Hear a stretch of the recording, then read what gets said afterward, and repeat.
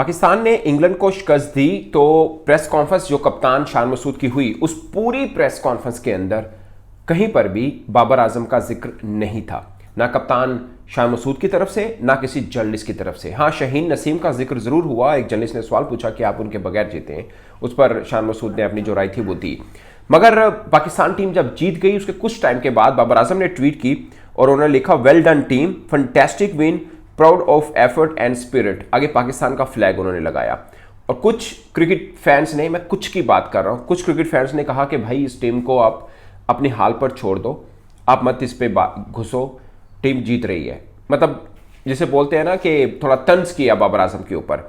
मगर कुछ फैन ऐसे भी थे कि जब टीम पाकिस्तान एक रोज पहले, यानी फाइनल डे से एक रोज पहले जब फील्ड में जा रही थी, तो लोग बाबर आजम के नारे भी लगा रहे थे, जिस पर कामरान गुलाम ने भी यूं थम्स अप किया था। और एक और खास बात कि जब कामरान गुलाम ने 100 किया था उस वक्त बाबर आजम ने भी उनको मुबारकबाद दी थी और इंस्टा के ऊपर स्टोरी लगाई थी कामरान गुलाम की।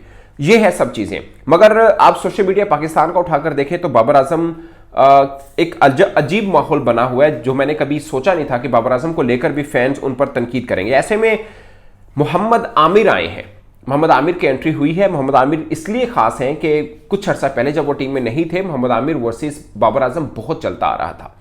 जैसे अब अहमद शहजाद और बाबर आजम चलता आ रहे हैं। वो अलग बात है कि जब बाबर आजम को टीम से ड्रॉप किया गया तो उन्होंने लिखा कि आप स्ट्रांगली कम बैक करेंगे। बाबर आजम को नेक तमन्नाओं का इजहार अहमद शहजाद ने भी किया। उस पर भी फैन ने एक रद्द-ए-अमल दिया कि पहले तो आप थे कि ये टीम में ना हो, अब आप कह रहे हैं कि वेलकम बैक, मतलब स्ट्रॉन्ग कम बैक करें। तो उस पर भी हम बात पे करेंगे। मगर मोहम्मद आमिर ने जो लिखा, उन्होंने लिखा, यार प्लीज ये घटिया सोच खत्म करो कि बाबर आजम टीम में नहीं था या वो प्लेयर नहीं था तो टीम जीत गई। हम बेहतर प्लानिंग के साथ खेले, होम एडवांटेज लिया और जीत गए। प्लीज पर्सनल ना हो अपने प्लेयर्स के साथ। यस, परफॉर्मेंस बेस आप बात करें बट प्लीज पर्सनल ना हो। ये उन्होंने रोमन इंग्लिश के अंदर लिखा और उन्होंने बाबर आजम की खासकर बात की और शहीन नसीम की भी किसी हद तक छोटी सी ऐसे चुटकुला सा उन पर भी डाल दी।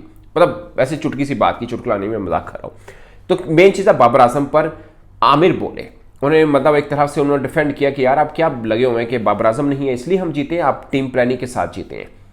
तो इसके ऊपर जो क्रिकेट शायकीन है उनका भी एक अलग रद्द-ए-अमल है। और बाबर आजम के ऊपर कुछ फैंस जिनको उन पर एतराज है वो ये है कि जब बाबर आजम कप्तानी थे तो पाकिस्तान की बेंच स्ट्रेंथ को क्यों नहीं ट्राई आउट किया गया। ये जो स्पिन वाला चला और सब आप आकिब जावेद को इस पर अप्रिशिएट कर रहे हैं कि जो पाकिस्तान का एक टर्निंग पॉइंट हुआ कि 3 साल कुछ अर्से के बाद हम कोई मैच जीते अपने घर के अंदर, उसकी वजह शायद आकिब जावेद है।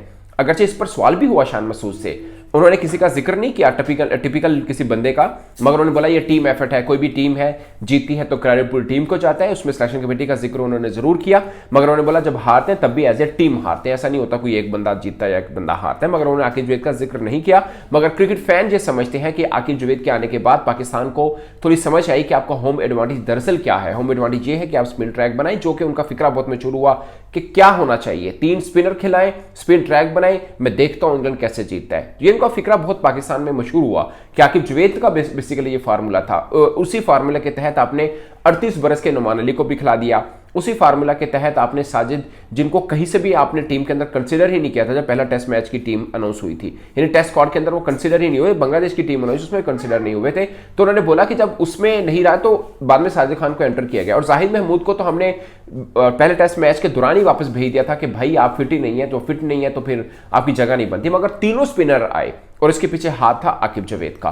और जो मैंने आपको जिक्र किया कि कुछ फैन जो नाराज हैं बाबर आजम से, इस बात को लेके आए हैं कि उनको कप्तानी के दौर में उन्होंने कई बल्लेबाजों को ट्राई आउट नहीं किया, खासकर कामरान गुलाम का बाबर आजम की जगह पर आना और 100 कर देना। ये एक मतलब आप कह लीजिए कि सोने पे सुहागा या जल्दी पर आग तेल का काम किया उसने। और अगरचे पाकिस्तान के लिए अच्छा है कि आप नए टैलेंट को आजमा रहे हैं और वो स्कोर कर रहे हैं, उसके बाद और भी शोर उठा कि कप्तान साहब भी रन नहीं कर रहे हैं। अब्दुल्ला शफीक के ऊपर भी कुछ बातें हुई कि आप इनकी जगह भी ट्राई आउट कर सकते हैं। जैसे मोहम्मद हरारा अभी भी बेंच पर बैठे हैं और लगातार शायद दूसरी तीसरी सीरीज है कि वो बेंच पे बैठे हैं और उनको फील्ड में नहीं उतारा जा रहा, तो आप उनको भी चांस आउट दे सकते हैं। तो इस तरह की काफ़ी चीज़ें हैं जो पाकिस्तान क्रिकेट शायकीन में डिस्कस हो रही। बट मुझे मेरी ज़ाती राय ये है कि पाकिस्तान के वो हिस्ट्री के एकदम बड़े बल्लेबाज बने और एकदम आपको कैसे लग गया कि वो पाकिस्तान टीम में नहीं है तो इसलिए पाकिस्तान टीम जीत रही है। कोई मतलब पनौती बोल रहा है, कोई क्या बोल रहा है। मुझे बीइंग जर्नलिस्ट लगेगा कि ठीक है, ये टाइम था कि बाबर आजम को रेस्ट दिलाया जाए। मैं तो ज़्यादातर भी समझता टेस्ट सीरीज से पहले ही रेस्ट दिलाया जाता, ड्यूरिंग ना दिलाया जाता, बट आपने दिलाया। बट ये मत समझें कि बाबर आजम अब टीम की जरूरत नहीं है, वो अपना कमबैक करेंगे और अच्छे से ही करेंगे। और ये पाकिस्तान के लिए बहुत से फैन जो अब नाराज भी हैं वो भी चाहते हैं कि बाबर आजम आए और अच्छे से आए, मतलब जैसे बाबर आजम थे वैसे बाबर आजम आए, वैसे ही शहीन आए, वैसे ही नसीम आए। बट मुझे ज्यादातर पर लगता है कि नसीम शहीन का शायद उतनी गलती नहीं है, क्योंकि बैटिंग ट्रैक था, उसके ऊपर किसी भी फास्ट बॉलर को खास विकेट्स नहीं मिली। अगरचे उन्होंने पाकिस्तान के 20 खिलाड़ी आउट कर दिए थे उस फ्लैट विकेट के ऊपर, मगर पाकिस्तान नहीं कर पाया था और अपने घर में नहीं कर पाया था। और थोड़े से पाकिस्तानी फास्ट बॉलर थोड़े थके थके भी लगे, मीन उनका पेस वैसा नहीं लगा जैसे पाकिस्तानी फास्ट बॉलर्स का होता है। तो दोस्तों जीत मिली है, मगर कुछ गुस्सा अभी भी है हमारे उन खिलाड़ियों पर जो अब टीम का हिस्सा नहीं है, कुछ फैंस को लेकर। मगर मैं ज्यादातर पर समझता हूं कि पाकिस्तान क्रिकेट अनफॉर्चुनेटली ऐसा होता है कि एकदम हम किसी को हीरो बना लेते हैं, शायद इतना बड़ा बना लेते हैं जितना बड़ा वो होता नहीं है, और फिर हम एकदम नीचे गिरा देते हैं, शायद वो इतना बुरा भी नहीं होता।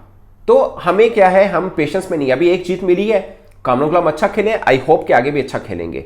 मुझे लगता है कि एक आधे और जो आप ट्राई आउट करना है, आपको हरियाणा को ट्राई आउट करना है, आप कर सकते हैं। आपके पास और भी कोई अच्छा है तो आप कर सकते हैं, मतलब आप अपने घर में ही तो ट्राई आउट करना है। और मैं ज्यादातर भाई समझता हूं, वैसे शायद सिलेक्शन कमेटी की कोई और राय हो कि ऑस्ट्रेलिया टूर के ऊपर बाबर, शहीन, नसीम भेजे जाएं, बट मुझे लगता है कि आप उसमें भी नया टैलेंट ट्राई आउट कर सकते हैं, क्योंकि ये सीरीज जीतना हमारे लिए कोई अहम नहीं है, और ये गारंटी नहीं है कि बाबर, शहीन, नसीम जाएंगे तो आप जीत जाएंगे। आप इनको और भी रेस्ट दे सकते हैं, आप अपने नए टैलेंट को ट्राई आउट करें, इनको सीधा आप साउथ अफ्रीका ले, क्योंकि उसके बाद हमने जिम्बाब्वे जाना है, वहां तो 100% आपके नए लड़के होने चाहिए। जिम्बाब्वे में भी डर है आपको बाबर, शहीन लेके जाना है तो फिर माजरत है, आप सीधा अफ्रीका लेके जाएं, वहां पे भी सारा मत खिलाएं, ऑफ ऑन खिलाएं, मतलब कुछ मैच खिलाएं, कुछ में रेस्ट दे दें, और फिर हमारी ट्राई नेशन सीरीज है जिसके ऊपर आप अपनी पूरी टीम उतार सकते हैं, जो भी हमारी टीम बने वो आप पूरी उतार सकते हैं। बट मुझे लगता है कि अभी ये जो सीनियर खिलाड़ी हैं उनको काफी हद तक रेस्ट की जरूरत थी, अगरचे वो खुद नहीं मानते। शाहीन अफरीदी का चैंपियंस कप के बीच में इंटरव्यू आया था, उन्होंने बोला कि मुझे वर्कलोड की कोई जरूरत नहीं है, जो कि उनको लग रहा था कि उनको जरूरत है। आई डोंट नो कि वो क्यों कह रहे हैं, शायद पाकिस्तान का सिस्टम ऐसा है कि कोई भी खिलाड़ी कितना भी जरूरी क्यों ना हो, उसको लगता है कि अगर वो नहीं खेलेगा तो वो ड्रॉप हो जाएगा, और टीम से ड्रॉप का मतलब आंख हो जल पहाड़ हो जाए, out of sight out of mind. ये होता है पाकिस्तान में, अनफॉर्चुनेटली होता भी है पाकिस्तान में। मिसाल के तौर पर आप साजिद खान को देखें, या नुमान अली ने प्रेजेंटेशन में बोला कि मैंने पिछले मैच में 7 ली थी, उसके बाद मेरा जिक्र ही नहीं हुआ। सेम साजिद खान ने बुरी बॉलिंग नहीं की थी, उसके बाद जिक्र नहीं हुआ। बट साजिद और नुमान को हम एक तरफ तोलें और दूसरी तरफ बाबर, शहीन को तोलें तो जमीन आसमान का फर्क है।